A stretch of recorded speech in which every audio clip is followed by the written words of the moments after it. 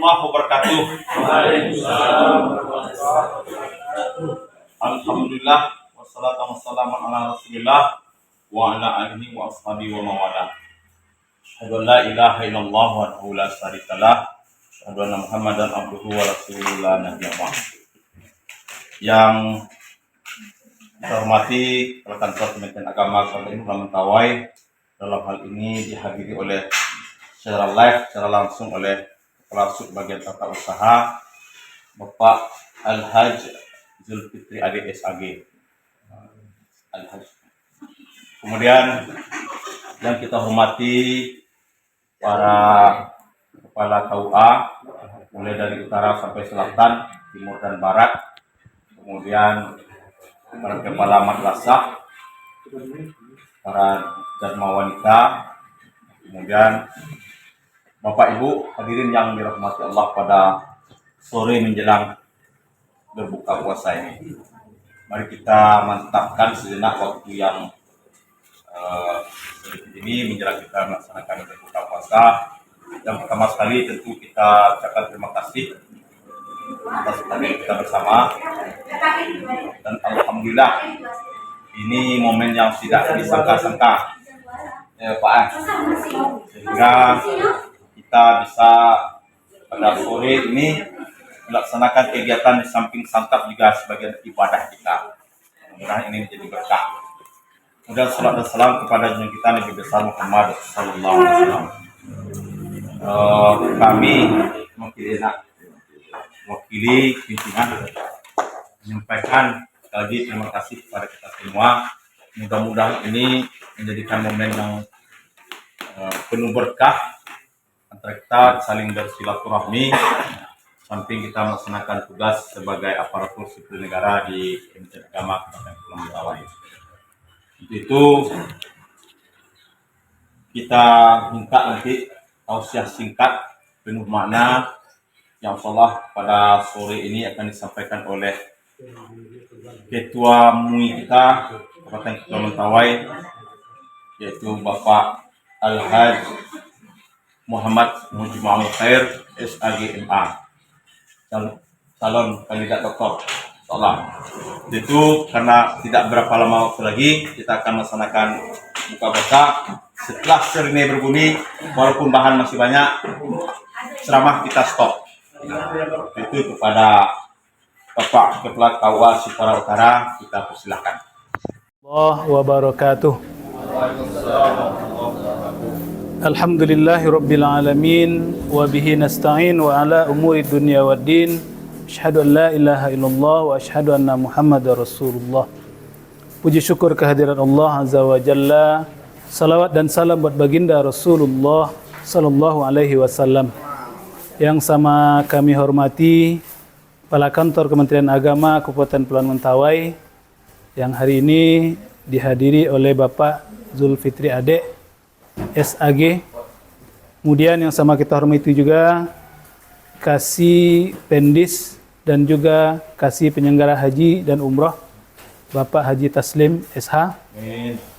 Bapak Ibu Kepala MTS 1 dan 2, Kepala KUA, hadirin wal hadirat berbahagia. Di tengah waktu yang sangat singkat ini, barangkali ada beberapa hal yang ingin kita jadikan sebagai tausiah kita pada sore hari ini. Hari ini kehidupan kita dihadapkan dengan banyak tantangan, dengan banyak ujian dan cobaan, dan banyak pertengkaran. Maka itu kami ingin mengajak pada kita bersama. Dalam Al-Quran ada 3 karakter binatang yang diabadikan dalam Al-Quran. Dan ketiga karakter ini menggambarkan dan mencerminkan sifat manusia yang ada di muka bumi ini. Pertama, barangkali yang perlu kita lihat dalam Al-Quran, ada namanya surat An-Nahl. An-Nahl artinya adalah lebah. Lebah ini kalau kita lihat Bapak dan Ibu sekalian, dia hidup di tempat-tempat yang bersih. Dia hidup di tempat-tempat yang tinggi. Dia tidak mengganggu kehidupan makhluk lainnya. Namun dia memberikan manfaat yang luar biasa. Jadi kalau kita lihat, lebah ini berada pada tempat yang tinggi.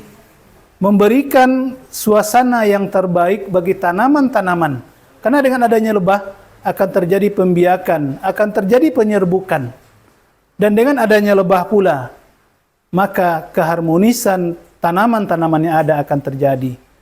Bapak Ibu hadirin jemaah yang berbahagia, kalau kita lihat pula lebah ini, dia adalah binatang yang tidak mau mengganggu orang lain. Akan tetapi jangan coba-coba ganggu lebah itu sendiri. Karena ketika lebah diganggu, dia akan siap mati. Tapi dia tidak pernah mengganggu orang yang lewat di sekitarnya.